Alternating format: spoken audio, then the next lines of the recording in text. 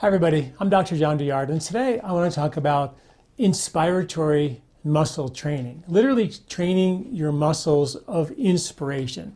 Certain breathing techniques called inspiratory muscle training have been recently approved for COVID. They've been used for decades for heart failure, lung failure, heartburn, other types of issues that relate to your diaphragm. Your diaphragm is really important. And when it's not functioning optimally, everything above it, heart and lungs, and everything below it, your digestive organs, become compromised, as well as your diaphragm being the major pump for the lymph around your whole belly. So if your diaphragm isn't contracting completely and relaxing completely, then the diaphragm is not going to be able to suck all the lymph from the outside of your intestinal tract. The lion's share of the lymph in your body surrounds your whole intestinal tract, and when that gets congested, you get extra weight around your belly or bloat. So a lot of folks that have extra weight around the belly is because of poor upstream digestion and undigested proteins and fats getting into the lymph as a storage holding pattern that cause extra weight around the belly or the hips. And that is in part due to, of course, upstream digestion, but also due to a diaphragm that's not functioning optimally. And with COVID being a respiratory concern, you'll want to make sure that your digestion is functioning optimally, right? So I have a breathing technique where it's a 3-step Ayurvedic breathing technique to really strengthen all the muscles of respiration. So you go into this winter with everything that you need, the respiratory strength that you desperately need. You know, studies show that inspiratory muscle training has been shown to strengthen the diaphragm, of course, increase all the muscles of respiration. It actually creates uniform thickness of your diaphragm because the diaphragm is this big dome-shaped muscle that is in the front and the back and the sides. And a lot of times we only breathe in the front and the back never gets activated. So this technique really works the whole diaphragm so you get the whole pulling down of the benefit of pulling air into the lower lobes of your lungs, where the calm receptors live, where you exchange the oxygen in and the waste out in a real efficient manner.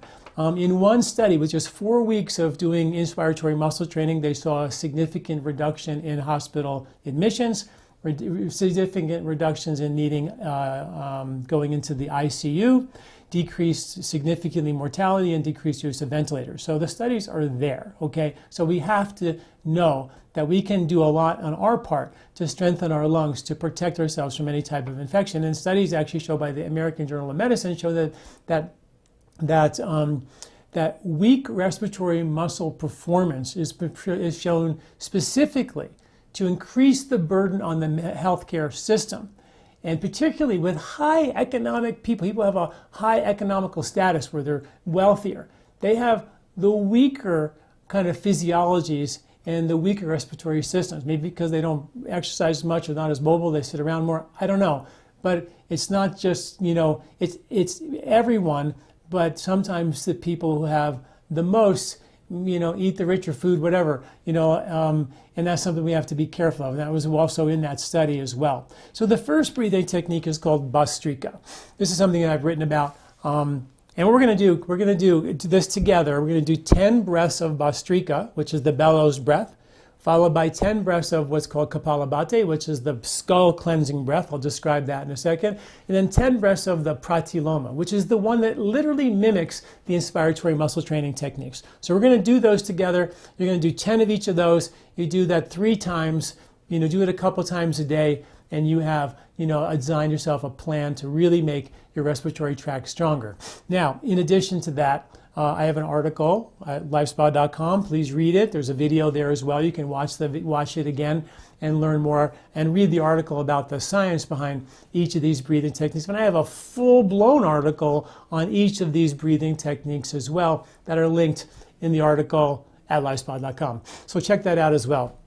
Okay, so Bhastrika, you know, the classic inhale, exhale, the same, like a bellows all the way in, all the way out.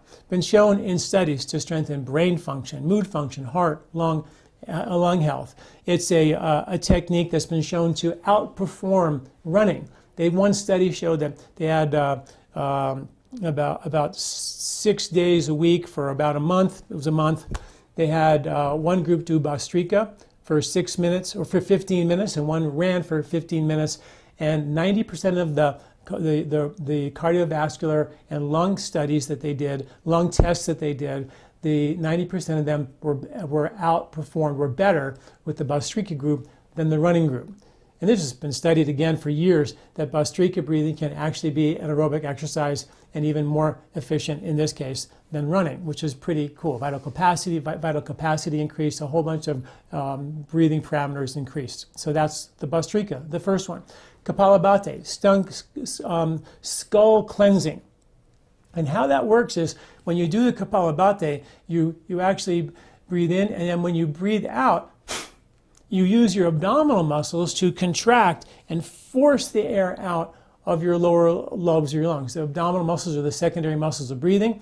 And when you force everything out, you leave the lower lobes of your lungs empty. And that's something that is hard to do. When I wrote my book, Body, Mind, and Sport, about nose breathing exercise versus mouth breathing exercise, and I talked to pulmonologists and comparative anatomists, they always told me that you don't need the lower lobes of your lungs. We don't really ever access it, don't bother with it. Well, it turns out that's where all the blood is. That's where all the exchange is. No wonder why we have a lack of efficiency.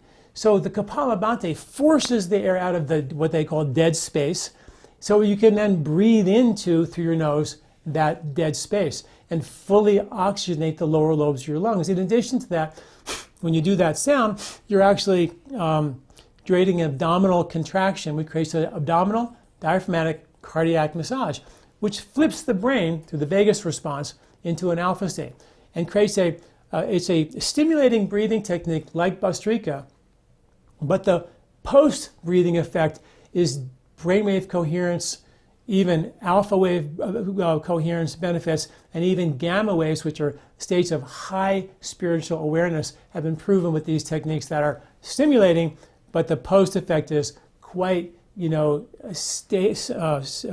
deepening and silencing and increasing self-awareness. Pretty phenomenal research. You got to read the articles about that. And then, of course, pratyoloma. I've been talking a lot about that lately, written articles about it as well. And pratyoloma is where you take your fingers and you partially close your nostrils, about 75%, and you breathe in, belly, chest, upper chest, and out, and again, and out, and again, and out. And when you breathe all the way to the top, you'll feel your diaphragm contracting, and that's what I want. I want you to feel that diaphragm for the first time. So those are the three, 10 of each. Want to do it together? Let's do it. Okay, so here we go. Bastrika, 10 Bastrikas, followed by 10 Kapalabhatis, followed by 10 Pratyalomas, and then you do that 3 times, 3 sets of that twice a day, and you'll be going into this COVID season with your respiratory tract ready. Okay, so here we go. Bastrika, 10, here we go. Sit comfortably and breathe with me.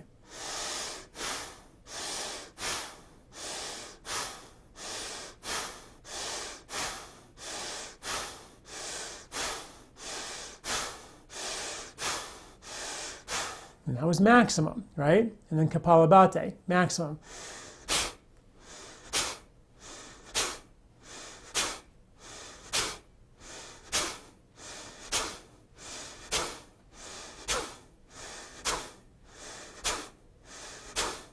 That's 10. And then the pratyoloma, 75% partially closed. Breathe in.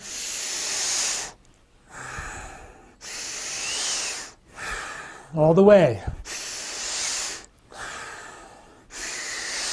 Feel that diaphragm contract.